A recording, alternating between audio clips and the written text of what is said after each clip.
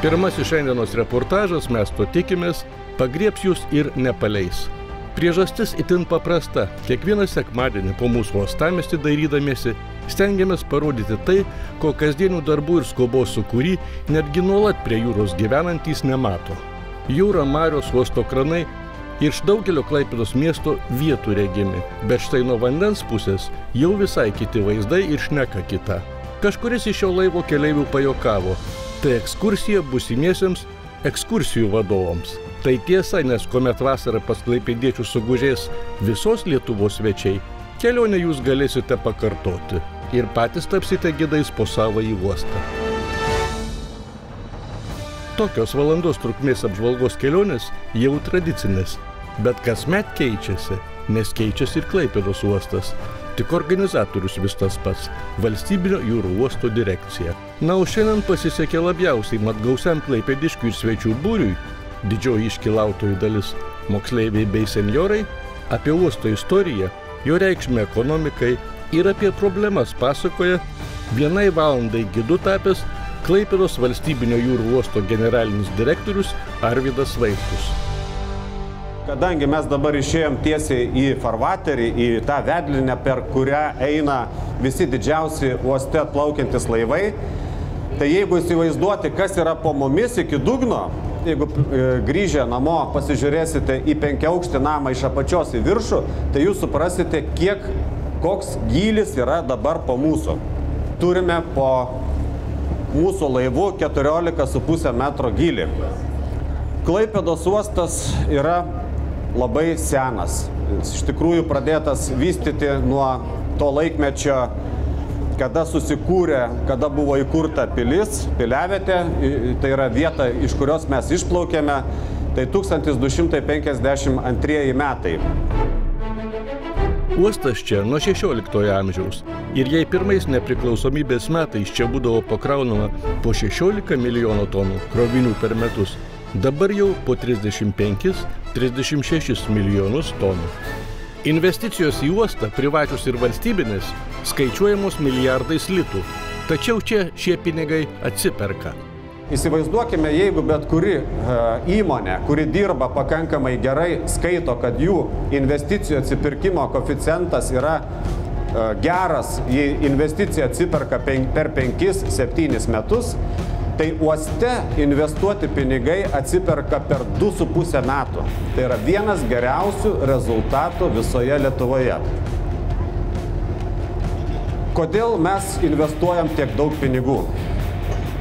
Pasakysiu taip, kad dar sovietmečiu, kada daugelis iš jūsų dar nebuvote šioje žemėje, tuo metu atplaukęs vidutinio dydžio laivas buvo kraunamas net porą savaičių.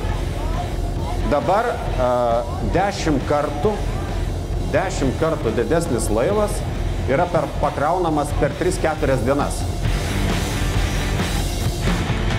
Mes šiuo metu plaukiame, einame. Jūrininkai sako, teisingas žodis yra einame. Einame link šiaurinės dalies uosto. Tai yra šiaurinėje dalyje yra dar giliau, yra net 15 metrų. Uosto vartai, kurie buvo rekonstruoti 2003 metais, leidžia turėti akvatoriją tokią ramią, be ypatingų bangų. Jeigu mūsų laivas išeitų į jūrą, mes pajustumėm, kas yra iš tikrųjų jūra. Tai ten būtų tikrai visai kitas bangavimas ir mūsų laivas suptų. Man teko dar mokantis mokykloje, aš esu klaipėdietis ir gimęs ir užaugęs ir visą gyvenimą gyvenu Klaipėdoje. Tai mokyklos laikais nuostabi mano mokytoja, mano auklėtoja Dalia Samuitienė iš Žemynos vidurinės organizavo pasiplaukėjimą laivų Gintaras. Tai labai gerai pamenu, kad čia ties šiomis krantinėmis mūsų tą nedidelį keleivinį laivelį pradėjo taip stipriai supti, kad teko apsukti tą laivą ir grįžti atgal. Mes neturėjom galimybės praeiti iki pat priekio, tai šiandieną tokia galimybė tikrai yra. Ir tai yra ne tik tai keleiviams, ne tik tai mums, bet kas yra labai svarbu, laivams, kurie stovi prišvartuoti prie uosto krantinių. Mes randamės puikioj geografiniai padėty. mes galime dalyvauti krovinių apykaitoje tarp rytų ir vakarų valstybių. Deja, Klaipėdos uostas turi labai didelę konkurenciją ir negali visiškai laisvai pasirinkti krovinių rūšių. Todėl jūsų kaip klaipėdiečių noriu tikrai paprašyti pakantumo, jeigu jaučiat vienokio ar kitokio pobūdžio kvapą, arba kartais jums atrodo, kad sklinda triukšmas, negalim mes pasirinkti tų krovinių ir pagrindiniai kroviniai tai yra naftos produktai, tai yra trąšos, tai yra roro kroviniai, roro tai yra ant ratų pervežami kroviniai ir yra konteineriai. Man iš kairės, jums iš dešinės yra viena didžiausių Klaipėdos uosto kompanijų, kompanija Klasko. Ir tuose didžiuose kupoluose, kur jūs matote, tai yra Lietuvos laukuose užauginti grūdai, kurie yra susandėliuojami čia į šitos kupolus. Sukaupiamas didelis kiekis, ateina didelis laivas ir greitai tas laivas užkrautas išeina į visas pasaulio valstybės.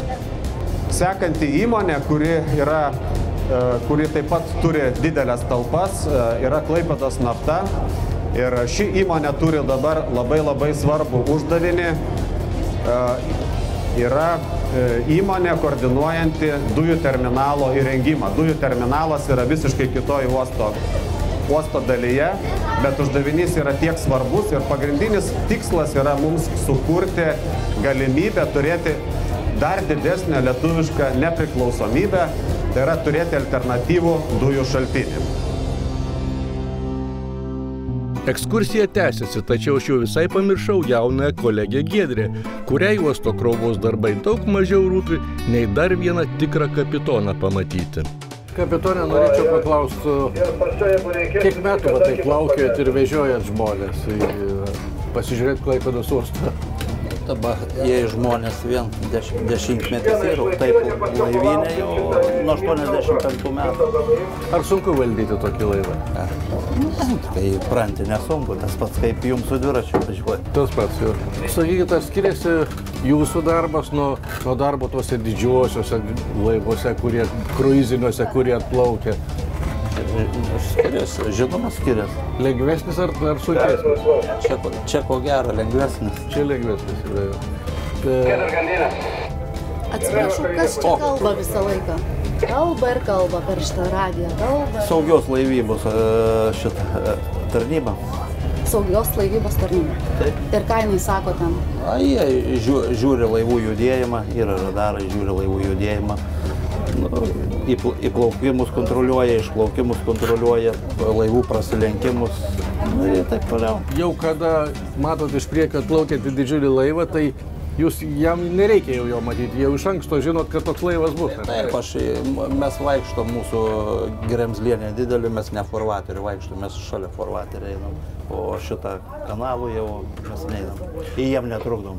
Šiandien priplaukėm iki uosto vartų ir apsisukom. Ir sakėt, va tiek žmonių, 200 negalima į jūrą išvežti? Ne, 12 žmonių. 12. Čia dėl kokių sumetimų? Čia saugumas ar? Taip, saugumas. Ir mes neturim plaustų tiek, nėra laivas tam paruoštas. Tai jeigu visi dabar skęstų, tai išgelbėtumėm tik 12, tai? Ką? Ne, dabar visiems. Taip išeina.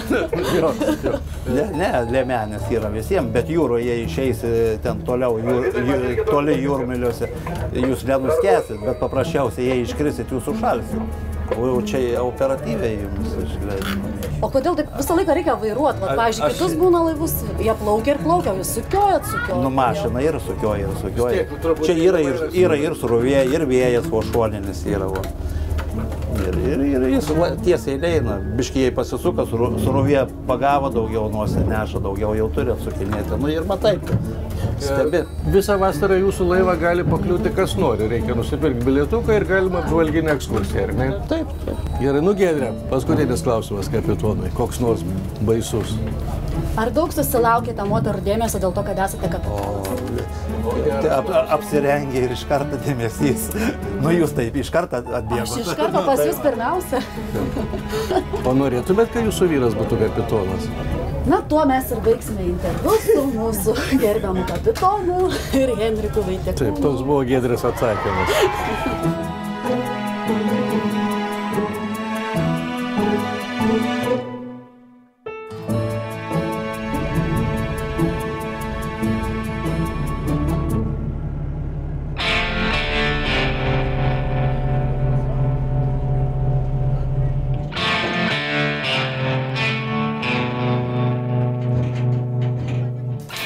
Dabar liko pats banaliausias žurnalistinis sakinys.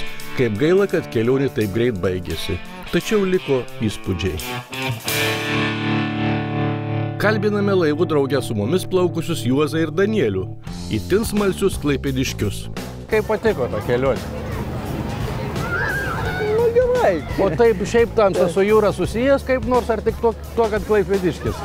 Ne, aš pagrindę tai geležinkelietis buvau. Tai dabar išduokit paslaptį, kiek tamstai metų? Ką? Kiek metų tamstai? 88. Ir dar labai viskas rūpi? Taip, man rūpi visą. Nu, nežinau, kiek dar čia... Tai linkiu tamstai sveikatos. Dabar noriu kolegos paklausti, jūs su jūra kaip nors susijęs gal? Su jūra nedaug, sapsumuoji. Signalizacijas, elektris.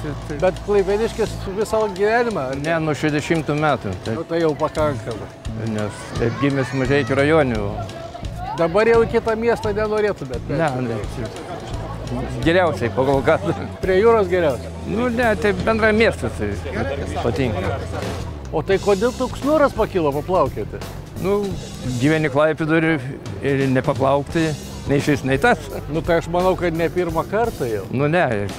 Tai vietoj to, kad eitumėt į kokį pležą ar pažvėjotai, čia turbūt smagiau. Nu tai kalbos nėra. Pležą mes galim nueiti bet kada. Drauge su mumis ekskursiją po uostą baigė ir vaikai. Kelis klausimus dar spėjame užduoti ir jų mokytojai, poniai Sigutė. Tai ponia Sigutė, apie įspūdžius paklausim jūsų šito pasiplaukėjimo. Nuostabu. Jausmas labai geras, kad esi pats klaipėdietis ir pirmą kartą išplauki į uostą. Ir pamatai, ką mes čia turim. Aišku, kažko nepačiupinėjom, bet akis parodė.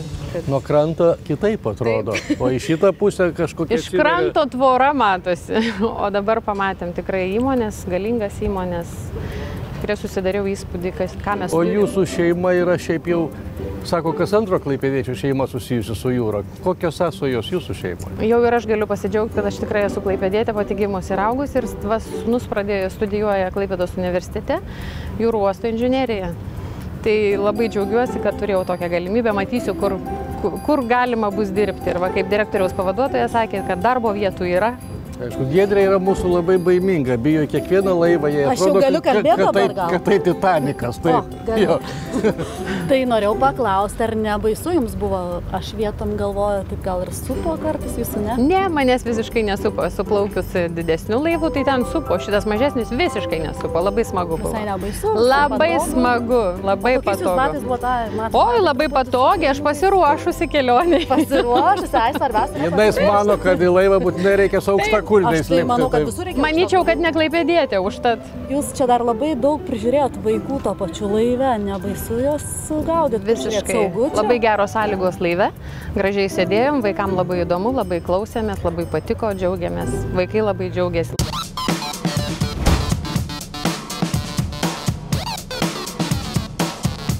Keliones po uosto akvatoriją dovanoja Klaipėdos valstybinio jūrų uosto direkcija. Tokių reisų žadama surengti net 30. Tad smalsius ir nekantrius piliečius raginame uostą apžiūrėti savo akimis ir išbandyti laivą, apie kurį kelionės įspūdžių užliuliuoti šįkart nedaug spėjome papasakoti. Tačiau pažadame, kad dar tikrai grįšime, juk jūrų uostas visos Klaipėdos širdis.